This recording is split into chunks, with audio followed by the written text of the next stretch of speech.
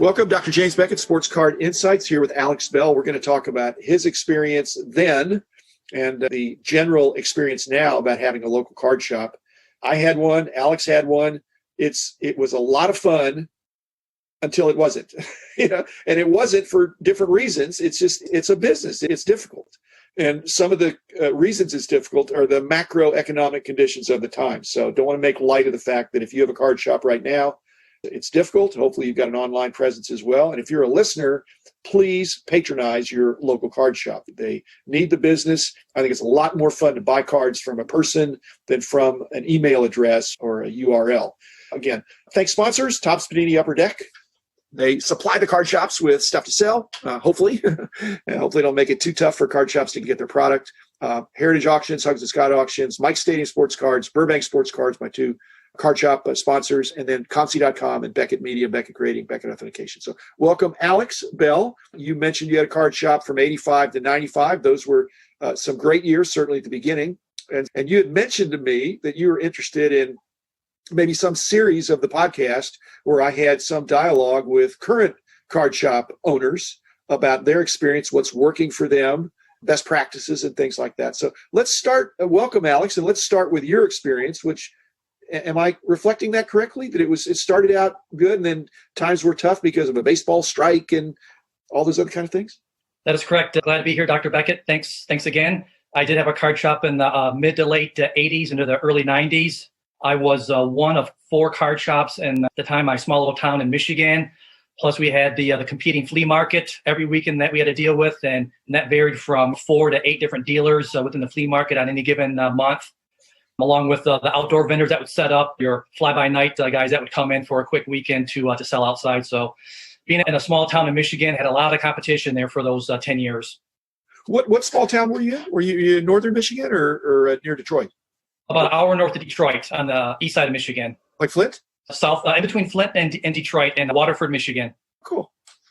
Yeah, we had 20,000 card shops, something like that at the peak. So you had a lot of competition. But that sounded like a lot of competition for a small town in Michigan. But still, you were doing fine until like I say, the macro conditions went against you, as they have for some of the card shops now. So what did you do when times got tough? It sounded like you added Magic the Gathering or some of those kind of things. But what did you do that might be of interest to a current card shop? We just did a lot of different promotions back then, just drawing folks. We started doing some gaming on the weekends within the store to draw in folks as Star Trek, the gaming was becoming big, and Magic the Gathering. So we'd have gaming days or gaming nights to draw in folks there in the early to mid 90s when that stuff was really starting to take off. You're an IT guy. Did you bring any of that understanding or knowledge or those ideas to it back in those days, or was that premature? No, you're going to test my memory, and I don't remember, but we were on one of the original systems where you had to dial in. If you said the name, I'll probably remember it. I thought it had a 3-letter acronym. Or Prodigy or one of those? Oh, no, this was all for the sports card shops, where it was almost like a bulletin board. They were posting stuff. They were buying stuff. It was a monthly subscription. The DealerNet? Is that what it was called?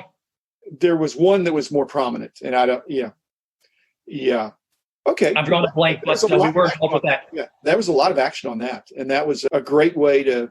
Those were the digital distributors of the day, and a lot of action going back and forth. No, that was good. And again, but what would you do different now if you had a local card shop right now? You wanted me to ask some questions. What questions would you want to ask? Presumably you have a good job. Sounds like you're not interested in starting up another card shop, but what are your interests right now? What questions would you want to ask?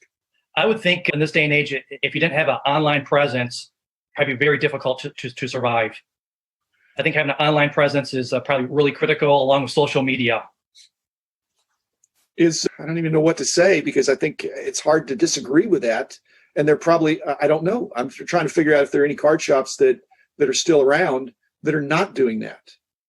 That's just, on the other hand, you have, okay, so how would you handle this?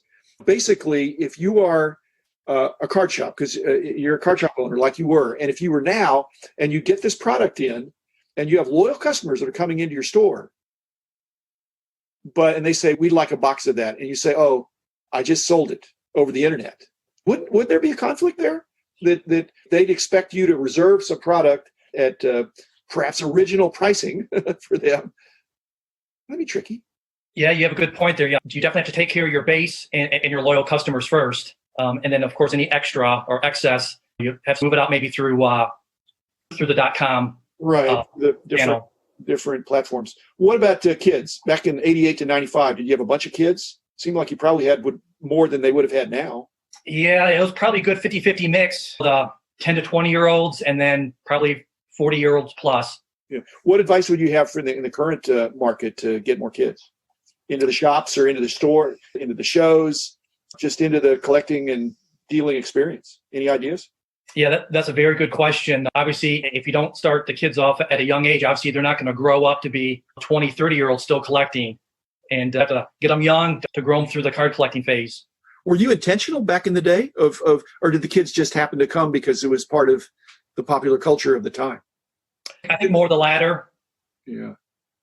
See, that's the thing. If you tell a young person, if you tell a 12-year-old, hey, you need to collect these cards, they're going to say, who are you to tell me what to do? But if they see the big kids collecting the cards, then they think, collecting cards might be cool. Or somebody makes some money, they buy low and sell high and tell their friends. And then, so they have to be coaxed into it. They have to observe it. And otherwise, and frankly, if a dad takes his, or mom takes his son or daughter, whatever, to a show or to a shop and says, let's buy a pack, let's open it up, let's see what the experience is, let's look up what the cards go for, let's trade, let's have an experience, then I think people are looking for experiences. And if it's experience that's enjoyable and you can make some money, what's not to like about that? And I think maybe one way today to get the younger clientele into the hobby is maybe some of these larger manufacturers, if they had some better store displays at the retail level, whether it's at the Targets, et cetera, where maybe the moms and the kids are walking by and they have this really dynamic maybe area in the store where it's a bunch of packs, correct? They have that right now. They have these areas where the cards are in the Walmarts and the Targets that are empty, except for stuff that's, so the problem is if you put out some cards, because some of those blasters would be more affordable for kids, but they're gone and they're not being sniped by little kids. They're being taken off the dock by big kids who perhaps should know better. And frankly, some of them, and again, I'm not going to throw card shops under the bus, but there's some card shops that'll go to the local Walmart and say, I got to have product. And hopefully they're not doing underhanded means to get them. It's tough to have kids with an entry point if they can't go to the mass market retailers. Back in your day, my day, they were in the supermarkets. You get cards in the supermarket. You get cards at the gas station. You get cards at the 5 and dime. And now it seems like most of the card companies are direct to consumer. That's and it's dollars. It's not hundreds of dollars necessarily. You get in and you can pick your player, send off, and get it a few weeks later. Is that going to be a way to do it? One other thing, Alex, I was thinking is that has the hobby changed? Because you have then and you have now, and I have then and I have now. But it seems like it's no longer a hobby of quantity. It's a hobby of quality. Correct. Back in the day, when you had a card shop, you probably had, I don't know, tens of thousands of cards, whatever, but you probably had a lot of cards. Because I know when we had our shop in the 70s, we had a lot of cards. Now, it's not, people are not looking for a lot of cards. They're looking for a few great cards. And I think it's promoted that way. But again, that works against the kids who you could give a kid a box of cards that didn't have a lot of value. But as soon as they found out they didn't have very much value, they're going to want the ones that the big kids want. They're going to want the slabbed cards. They're going to want the ones that they read about. They want rookie cards because they're smart. They pick up on that. And it wasn't just having the 4 major sports back then. It was also stocking all the non-sports cards. Yeah, it was a lot of cards back then. It's lugging things around. I think people don't want to have it's like people think in the really old days, it was like if you have a card collection, well, you keep it in your closet. Oh my goodness. By 88, most collectors had outgrown a closet. They were worried about filling their garage. Correct. Now it's come back around to where you could have a little cabinet, I think, where you could just show like I'm doing, except I have more stuff, but you're just showing some cards and people say, oh, that's nice. And you've got your local heroes of whatever sport. Were you a multi-sport collector or were you I was. Of course, being in Michigan, hockey was really big up there. So had a lot of nice hockey stuff that back then it really wasn't sought after in the mid 80s. So being so close to Canada, a lot of good OPG stuff and Canadian issued hockey cards. But I was just thinking, if you're a dad or a mom and you're you're encouraging your child, boy or girl, to collect, you almost couldn't encourage them to collect cards in general because they're already really expensive. You'd have to say, Sonny or daughter, you really like baseball or you like soccer. So let's get you some soccer cards because you're interested in soccer, you're playing soccer, and we can track with the players that you get. Or baseball or football or hockey, but not all of them. Otherwise, you just go broke. And you might need to take it a step further and narrow it down, not only baseball, but then also maybe just a team or a player. Which brings in the breaking aspect where you could go online and you could subscribe to a case or box break that where for a smaller amount of money than the whole box, you could get the cards of your team. But people, like I said, I really want to make sure that card shops, because we're talking about card shops, that they understand that not everybody comes in with a fat wallet. And hopefully, I don't know that in retailers they keep track of this metric, but in a card shop, I'd really want to know. To me, the more successful card shops are the ones where if 10 people walk in, 9 people walk out having bought something, and the 10th one had a good time and a good conversation.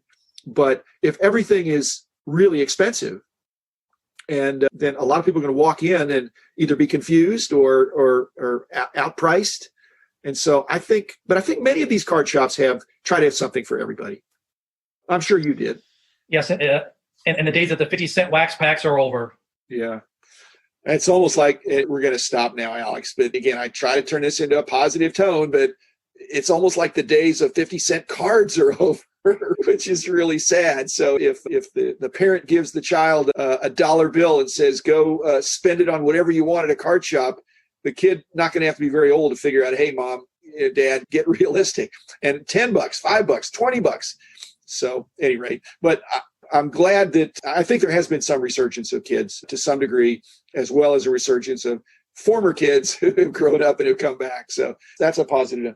Alex, a delight to be with you. And thanks for sharing your experience as a former card shop owner. And as I've said, I really encourage all my listeners to write in. Alex did. I've enjoyed your comments, Alex. And again, patronize your local card shop because you don't want to be appreciating them after they're gone.